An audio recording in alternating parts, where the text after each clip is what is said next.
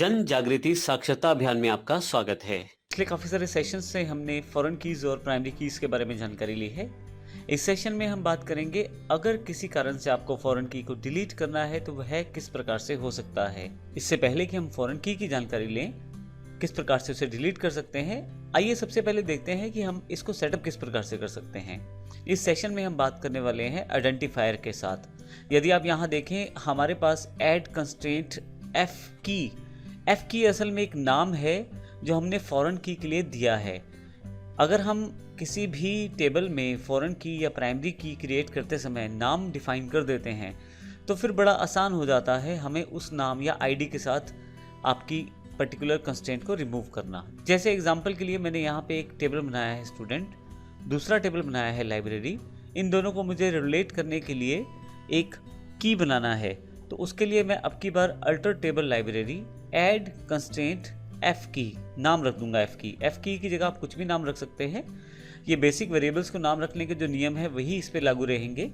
तो एफ की मैंने नाम यहाँ रख दिया है और फिर उसके पश्चात फॉरेन की को ऐड ऑन किया है। फॉरेन की स्टूडेंट आईडी जो कि लाइब्रेरी टेबल का है, रेफरेंसेस स्टूडेंट और स्टूडेंट आईडी ब्रैकेट में।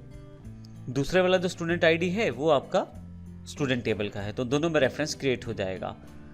हालांकि हम ऐड करना देख चुके हैं पिछले सेशन में, सिर्फ एक चीज़ को बदला गया है, वो ये कि कंस्ट्रेंट का नाम रख दिया गया है। अब जैसे कि काफ़ी सारी फॉरेन कीज़ का प्रयोग अलग अलग टेबल्स में करेंगे तो ऐसे केस में आप हर एक के लिए एक आइडेंटिफायर या नाम रख सकते हैं। जैसे मैंने एफ की नाम रखा है जो वो इस फॉरेन की का है जो स्टूडेंट और लाइब्रेरी टेबल के बीच में रिलेशन पैदा करती है। अब मान लीजिए मुझे इसे डिलीट करना है, तो उसके लिए मुझे अल्टर टेबल लाइब्रेरी, क्योंकि लाइब्रेरी टेबल पे यह सेटअप किया गया था, ड्रॉप फॉरेन की एफ की। अब एफ की का अर्थ यहाँ पे उस फॉरेन की से है जो मैंने यहाँ पे ऊपर सेटअप की है। अर्थात हम हर एक फॉरेन की को एक नाम दे सकते हैं और जब हम उसे ड्रॉप करना है या डिलीट करना है तो उस नाम के साथ ही उसे हटा सकते हैं, जैसे यहाँ से इसे हटाया गया है। हम इसे प्रैक्टिकल कॉन्सेप्ट के रूप में करते हैं ताकि और ज़्यादा ये क्लियर हो जाए। आप यहाँ ध्यान दें तो मैंने एक रिमूव फॉरेन की आफ्टर क्रिएटिंग के नाम से एक फाइल पहले से बना रखी है MySQL एक्सरसाइज फाइल्स में, जिसमें हमने काफ़ी सारे टेबल्स पहले से बना रखे हैं। जैसे स्टूडेंट टेबल बना रखा है, उसका डेटा दे रखा है, फिर हमने यहाँ पे लाइब्रेरी टेबल है, फिर उसका डेटा एंट्री वो बता रखा है, और फाइनली नीचे की तरफ जो कमांड दी गई हैं वो एक बार आपकी फॉरेन की को ऐड करने की है, दूसरी बार रिमूव करने की यानी कि ड्रॉप करने की है। तो ये सबसे पहले मैं टेबल क्रिएट कर लेता हूँ। तो मैं इस पूरे के पूरे सेगमेंट को ऊपर से नीचे की तरफ सेलेक्ट करता हूँ ताकि मेरे पास कोई भी एक्स्ट्रा लाइन सेलेक्ट ना हो जाए, और फाइनली इसे मैं कंट्रोल सी से सिलेक्ट कर लेता हूँ। यहाँ से SQL को सिलेक्ट करता हूँ यहाँ पे मैं, और कंट्रोल V प्रेस कर देता हूँ। अब बेसिक चीज़ों का ध्यान रखिएगा कि सेमी कॉलम वगैरह जो हम पहले डिस्कस कर चुके हैं उन चीज़ों का ध्यान रखना ज़रूरी है। तो सबसे पहले student table, student ID, student name और स्टूडेंट एड्रेस के साथ प्राइमरी की स्टूडेंट आईडी है।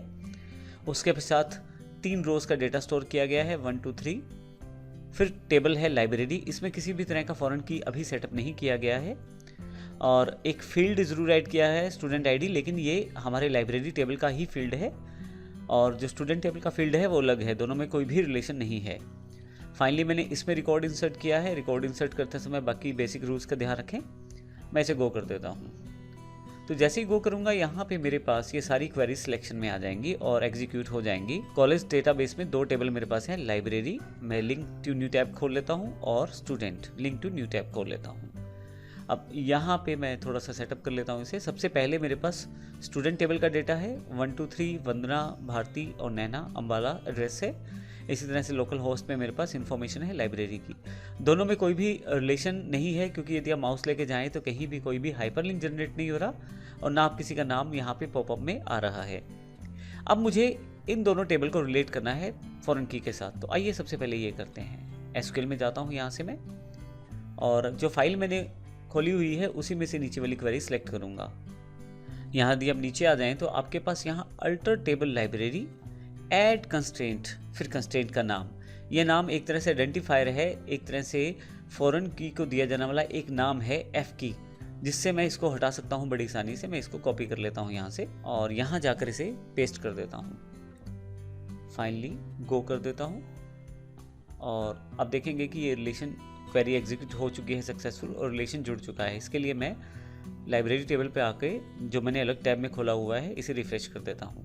अब टैब्स का बेनिफिट ये रहेगा कि आपके पास डेटा एक साइड पे रहेगा। आप माउस लेके जाएंगे तो आपके पास देखें डेटा रेफरेंस में इंफॉर्मेशन रहेगी, और अगर मैं क्लिक कर दूं तो उस पर्टिकुलर टेबल पे भी, रिकॉर्ड पे भी मुझे लेके जाया जाएगा, तो इन्फॉर्मेशन मेरे पास यहाँ आ जाएगी। मैं अभी बैक कर देता हूँ यहाँ से। अब इसका मतलब ये हुआ कि हमारे पास फॉरेन की सेटअप हो चुकी है। अब मुझे यहाँ से डिलीट करना है या ड्रॉप करना है फॉरेन की को, क्योंकि मैंने इस फॉरेन की का नाम F की रखा है। तो ड्रॉप करने के लिए फिर से SQL में जाऊँगा यहाँ से मैं, और ड्रॉप फॉरेन की नाम है फॉरेन की का F की, सेलेक्ट कर लूँगा इसे, Ctrl+C, और वापस फिर से यहाँ पे और Ctrl+V। फाइनली मुझे गो करना है। तो इस तरह से मैंने यहाँ पे कंफर्मेशन है, इसे ओके कर दीजिए। तो इस तरह से मैंने जो फॉरेन की इम्प्लीमेंट की थी जिसका नाम F की था उसको हटा दिया है। अब अगर फिर से मैं इस टेबल को रिफ्रेश करूं यहाँ पे और माउस लेके जाऊं तो आप देखेंगे कि यहाँ पे कोई भी लिंक अब नहीं है। तो इस तरह से आप आसानी से फॉरेन की को ऐड कर सकते हैं, और ऐड करने के पश्चात उसे ड्रॉप भी कर सकते हैं। इस केस में सबसे बेहतर यही रहता है कि जब आप फॉरेन की कंस्ट्रेंट्स को बनाएं तो वहाँ पे एक आइडेंटिफायर, एक नाम ज़रूर रख दें, ताकि जब आप उसे डिलीट करना चाहें तो बड़ी आसानी से आप उसे डिलीट कर पाएँ। अगले सेशन में हम बात करने वाले हैं चेक कंस्ट्रेंट की। चेक कंस्ट्रेंट को आप MySQL में किस प्रकार से प्रयोग कर सकते हैं। हालांकि प्रैक्टिकली चेक कंस्ट्रेंट को अभी MySQL के द्वारा प्रयोग नहीं किया जाता है, और हम देखेंगे इसकी टेक्निकलिटीज़ को और देखेंगे किस प्रकार से हम इसके कॉन्सेप्ट को समझेंगे नेक्स्ट सेक्शन में। धन्यवाद।